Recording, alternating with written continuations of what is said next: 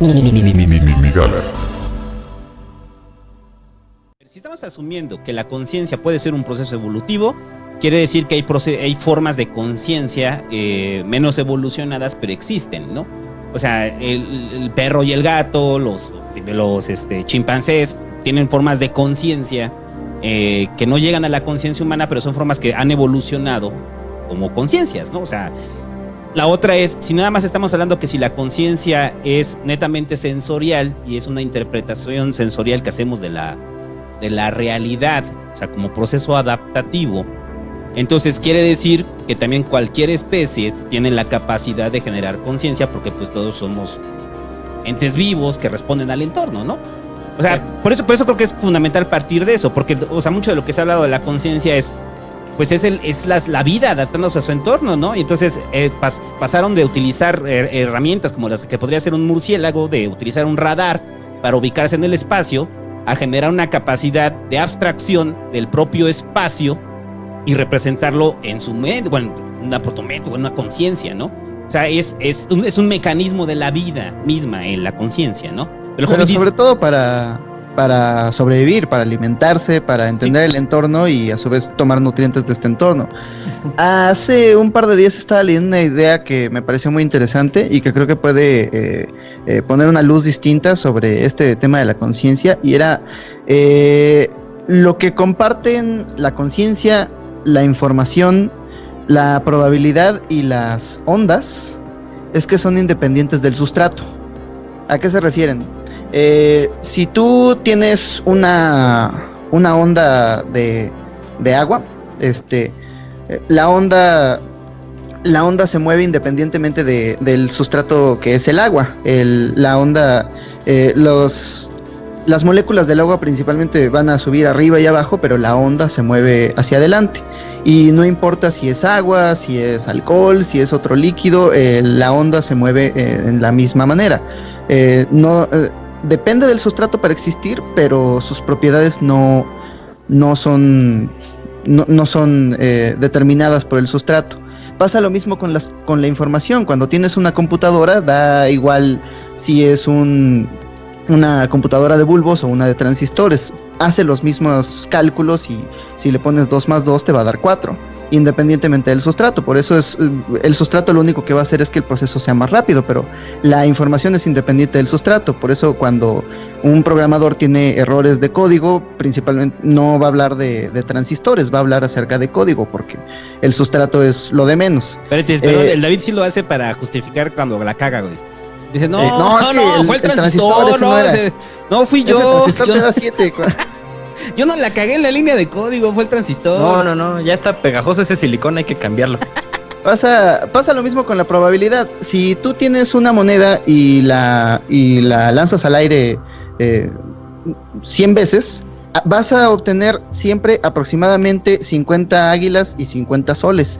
No importa si la moneda es de 10 pesos, de 5 pesos, de 1 peso, no importa si la cubres de chocolate, si la haces octagonal, no importa si la avientas en Marte, no importa el sustrato, siempre te va a dar aproximadamente 50 águilas y 50 soles, porque la probabilidad es independiente del sustrato. Ahora, si entendemos a la conciencia como la manera en la que está organizada la información, la manera en la que se siente la integración de la información sensorial que recibimos, eso significa que la información sensorial que recibimos es en primera fase independiente del sustrato. Eso significa que la conciencia es doblemente independiente del sustrato. Quizá por eso se siente tan inmaterial, tan separada del mundo físico. Efectivamente, creo que podemos abordar acá el tema desde varias perspectivas, ¿no? Pero digamos que podríamos definir acá dos vertientes de agarrar este tema de la conciencia. La más reduccionista, con la que creo que coincido aquí con el Santo, que tiene que ver con esta parte de evolución, ¿no? De realmente tenemos conciencia. ¿Para qué? Pues para sobrevivir, tenemos conciencia para alimentarnos, para reproducirnos, ¿no? Y para un tema meramente biológico. Y hay, al día de hoy, científicos que así lo creen, neurólogos que así lo creen. Tenemos, por ejemplo, una definición de Antonio Damaso, un neurocientífico portugués, que básicamente, o sea, la conciencia la define como la percepción que tiene un organismo de sí mismo y de su entorno. O sea, así de fácil, no se quebró la cabeza. Si tú puedes percibir cambios o sea, estás viendo algo que te puedes coger o que te puedes comer o que te lo puedes coger, coger y comer, güey, como el Hobbit. ¿Por qué no ambas? O sea, entonces, eso de alguna forma es para ti información relevante, ¿no? Para tu supervivencia, para pasar tu código genético a siguientes generaciones, y de alguna manera va a un término totalmente biológico, ¿no? Y no se quiebra en la cabeza aquí muchos neurocientíficos. A ver, o sea, tenemos conciencia. ¿Y qué es la conciencia? Percibir qué es lo que está afuera. ¿Por qué? Porque percibir lo que está afuera puede ser una amenaza, puede ser una posible pareja sexual, puede ser comida. Entonces, tengo que estar al tiro con lo que estoy percibiendo en mi exterior. Y ahora, también, asimismo, con lo que está en mi interior. O sea, ser consciente, por ejemplo, de dolor. Si siento dolor en mi pie, ¿por qué? Probablemente me corté y voy a tener que cuidar de esa cortada para que no se me infecte, ¿no? Pero entonces, también, si me siento con un dolor de estómago, o si me siento... no nada más de dolor físico, inclusive las emociones. El yo tener esa conciencia y de poder identificar mis propias emociones.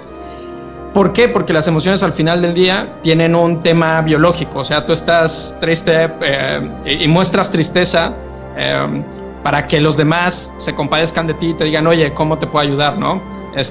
Tú muestras de alguna forma enojo para, no sé, de repente tienes un contrincante y que te perciba como una amenaza.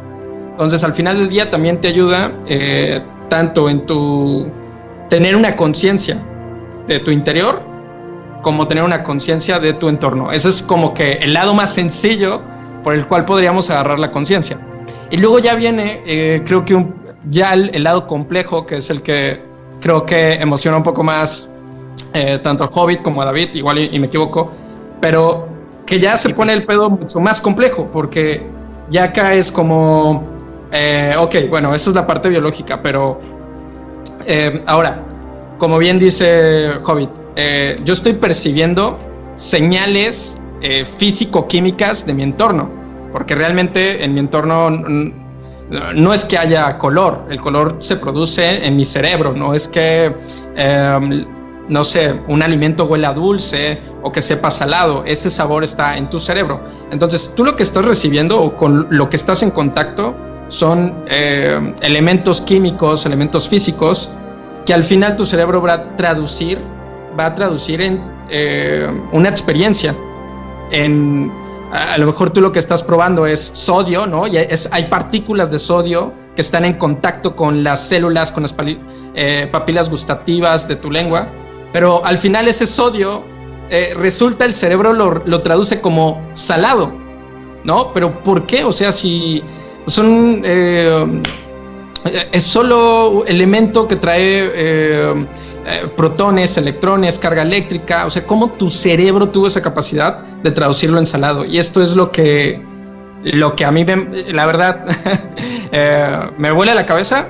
Me es emocionante, pero no sé. No sé si me quiero meter mucho en ello por lo mismo. Es como muy, muy loco. Creo que ya tenemos suficientes problemas con la parte biológica que habría que atender. Y de repente esto me sobrepasa, sí. ¿Sabes qué es todavía más interesante? Que cuando tú comes sal, tu cerebro lo interpreta como una reacción al sodio. Tú sientes salado. Y yo lo interpreto como dentro de mi propio cerebro, como mi propia forma del salado. Los dos le decimos salado porque es lo que ocurre, pero ¿cómo sabemos que estamos sintiendo la misma cosa? Claro.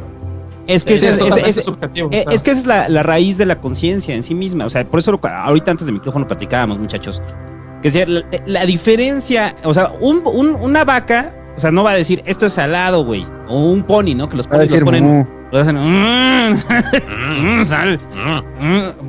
No, o sea, no hay un concepto de lo salado, simplemente es una respuesta instintiva a algo. ¿No hay un salado ideal entonces? No hay un salado ideal, güey. O sea, el salado ideal, o sea, hay un salado distinto para la vaca, hay un salado distinto para el pony y un salado distinto para nosotros. Pero la capacidad de interiorizar el lenguaje, que es lo que yo creo que hace ya la enorme diferencia de lo que podemos entender por conciencia humana y la conciencia como mero acto sensorial, porque esa es para mí la diferencia. O sea, tenemos una conciencia que podría ser mero acto sensorial como capacidad evolutiva, y tenemos ya lo que es propio de la conciencia humana, que es una evolución más allá de la capacidad evolutiva, y es cuando le doy el punto al Hobbit. O sea, de que pareciera que la conciencia sí la analizamos en este ámbito reduccionista, pero la conciencia va más allá a través de que aterriza en la especie humana. O sea, cuando aterriza en la especie humana y en la capacidad de generar lenguaje, pues ya no solamente estamos reaccionando a lo salado, ¿no? Ya podemos nombrar lo salado. No solamente podemos reaccionar a eso, sino podemos cerrar los ojos y en ese momento pensar en un limón, que le estamos poniendo un chingo de sal y le estamos dando un lengüetazo al limón, y de repente ahorita las papilas gustativas se nos empezamos a salivar, ¿no? Empezamos a sentir ácido. ¿No? Ajá, o el David de repente se me imagina así encuerado, güey, y empieza a salivar así bien cabrón, güey. Salado. Salado, güey. ¿Sabes? Justamente yo, o sea, me agrada mucho verlo desde ese punto de vista contigo desnudo. No, me gusta mucho verlo desde un asunto, o sea, sí evolutivo, pero también una evolución de las necesidades de percepción. Y lo emparento mucho con la manera en la que los antiguos percibían o describían el mundo material. El materialismo en su origen era decir, el mundo está hecho de cosas frías y cosas calientes. Y eso no se parece a las primeras necesidades de las primeras bacterias. Quizás es como, encuentro este tipo de moléculas y me acerco a ellas, encuentro este otro tipo de moléculas y me alejo de ellas. O sea, son necesidades muy básicas. Y conforme va evolucionando la historia del materialismo mismo, van evolucionando las complejidades respecto a lo que tienes que percibir, y de repente ya no tienes que percibir si una cosa está fría o caliente, sino que tienes que percibir si una cosa está hecha de hierro o está hecha de agua, y después tienes que percibir si una cosa te está viendo feo, te quiere comer o te quiere coger, y tienes que correr o tienes que acercarte. Entonces, en ese sentido pienso que la materia biológica, las cosas vivas y las inertes, han evolucionado para poder asimilar de mejor manera o de peor manera, poder distinguir de mejor manera o de peor manera las cosas, y esto implica en cómo almacenan, digamos, ese conocimiento, y cómo cada vez se van haciendo capaces de almacenar conocimiento más complejo. Quizás la evolución de la conciencia es la evolución de la complejidad de lo que podemos tener en nuestra cabeza. O sea, tú no le puedes pedir a un pez beta, a un pinche guppy ahí, todo pendejo, que te pueda distinguir si una cosa es buena o mala moralmente. Y esa bondad o maldad moral, si lo vemos en un término muy reduccionista, en nuestra cabeza, no son más que coreografías de neuronas. Yo tengo esta coreografía de neuronas que ahora me está recordando lo bueno y que ahora me está pareciendo lo malo. Pero otras especies no tienen eso.